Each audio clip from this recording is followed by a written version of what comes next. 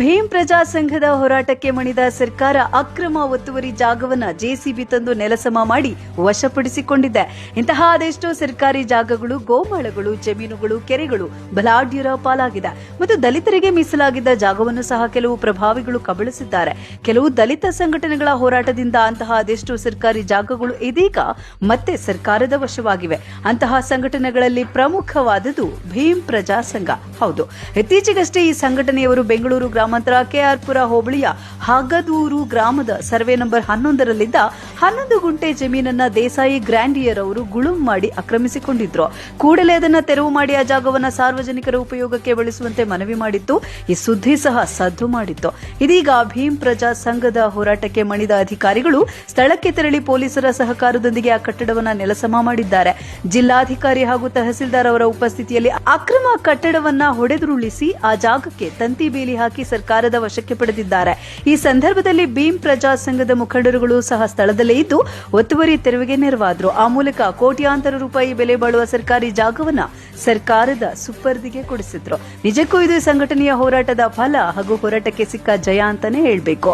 ಇನ್ನು ಇದೇ ವೇಳೆ ಮಾತನಾಡಿದ ಭೀಮ್ ಪ್ರಜಾ ಸಂಘದ ಅಧ್ಯಕ್ಷ ವೈಟ್ ಫೀಲ್ಡ್ ಮುರುಗೇಶ್, ಬೆಂಗಳೂರು ಗ್ರಾಮಾಂತರ ಹದಗೂರು ಗ್ರಾಮದಲ್ಲಿ ಒತ್ತುವರಿಯಾಗಿದ್ದ 11 ಗುಂಟೆ ಸರ್ಕಾರಿ ಜಾಗ ನಮ್ಮ ಭೀಮ್ ಪ್ರಜಾ ಸಂಘದ ಹೋರಾಟದಿಂದ ಸರ್ಕಾರದ ವಶವಾಗಿದೆ.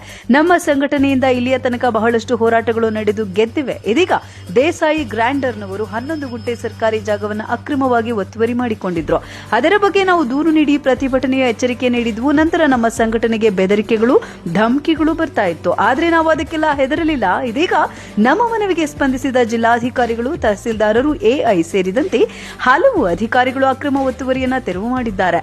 ನಮ್ಮ ಹೋರಾಟದಿಂದ ಸರ್ಕಾರಕ್ಕೆ ಕೋಟ್ಯಾಂತರ ಬೆಲೆ ಬಾಳುವ ಜಾಗ ಮರಳಿ ಸಿಕ್ಕಿದೆ. ಆದ್ದರಿಂದ ದಯಮಾಡಿ ಆ ಜಾಗವನ್ನು ಸರ್ಕಾರಿ ಆಸ್ಪತ್ರೆ ಕಟ್ಟಿಸಲು ಬಳಸಬೇಕು ಅಥವಾ ಬಡವರಿಗೆ ಮೀಸಲಿಡಬೇಕು ಅಂತ ಮನವಿ ಮಾಡಿದ್ರು. ಎಲ್ಲರಿಗೂ ಜೈ ಭೀಮ್. ಸ್ನೇಹಿತರೆ, ಬೆಂಗಳೂರು ನಗರ, ಬೆಂಗಳೂರು ಪೂರ್ವ ತಾಲೂಕು, ಕೆಆರ್ಪುರಂ ಹೋಬಳಿ ಅಗದೂರು ಗ್ರಾಮದ ಸರ್ವೆ ನಂಬರ್ 11ರಲ್ಲಿ 11 ಗುಂಟೆ ಜಾಗ, ಸರ್ಕಾರಿ ಗೋಮಾಳ ಜಾಗ 11 ಗುಂಟೆಯನ್ನ ಮಾನ್ಯ ಜಿಲ್ಲಾಧಿಕಾರಿಗಳು ಏನೋ ನಿಗದಿಪಡಿಸಿ ಆ ತಂತಿ ಬೇಲಿ ಹಾಕಿರ್ತಾರೆ. ಆ ಒಂದು ತಂತಿ ಬೇಲಿ ಹಾಕಿರ್ತಕ್ಕಂತ ಏನು ಆ ಜಾಗವನ್ನ ಒತ್ತುವರಿ ಮತ್ತೆ ಅನೇಕ ನಮಗೆ ಭೀಮ್ ಪ್ರಜಾ ಸಂಘಕ್ಕೆ ಅನೇಕ ಬಲಾಢ್ಯರಿಂದ ತೊಂದರೆಗಳು ಮತ್ತೆ ಧಮಕಿ ಮತ್ತೆ ಸುಮಾರು ಹೋರಾಟಗಳನ್ನು ಮಾಡಿ ಆ ಏನು ಅಪಾರ್ಟ್ಮೆಂಟ್ ದೇಸಾಯಿ ಗ್ರ್ಯಾಂಡರ್ ಎಂಬ ಅಪಾರ್ಟ್ಮೆಂಟ್ ಅವರು ಒತ್ತುವರಿ ಮಾಡ್ಕೊಂಡಿರ್ತಾರೆ. ಅದನ್ನು ವಿಚಾರ ನಾವು ತಿಳಿದಾಗ ನಾವು ಭೀಮ್ ಪ್ರಜಾ ಸಂಘ ಅದನ್ನ ಕೂಡ ಇವತ್ತು ನಾವು ತೆರವು ಮಾಡುವಂತ ಕೆಲಸ ನಾವು ಮಾಡಿದ್ದೇವೆ.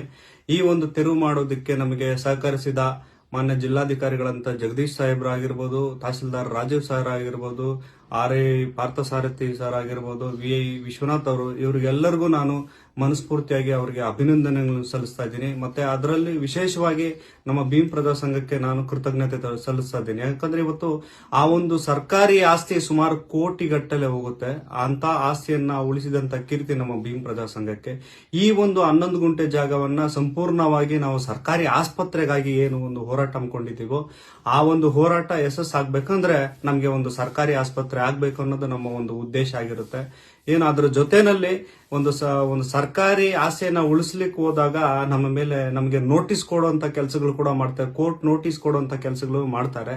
ಆದ್ರೆ ನಾವು ಯಾವುದೇ ಕಾರಣಕ್ಕೂ ಸರ್ಕಾರದ ಏನು ಗೋಮಾಳ ಜಮೀನಿದೆಯೋ ಅದು ಸರ್ಕಾರಕ್ಕೆ ಸೇರಿಸಿ ಸರ್ಕಾರದಿಂದ ನಾವು ಸರ್ಕಾರಿ ಆಸ್ಪತ್ರೆ ಪಡೆಯಲಿಕ್ಕೆ ನಾವು ಹೋರಾಟ ಮಾಡ್ತೀವಿ. ಹೋರಾಟಗಾರರ ಮೇಲೆ ಆಹುಪೋಹಗಳು ಬಂದೇ ಬರುತ್ತೆ.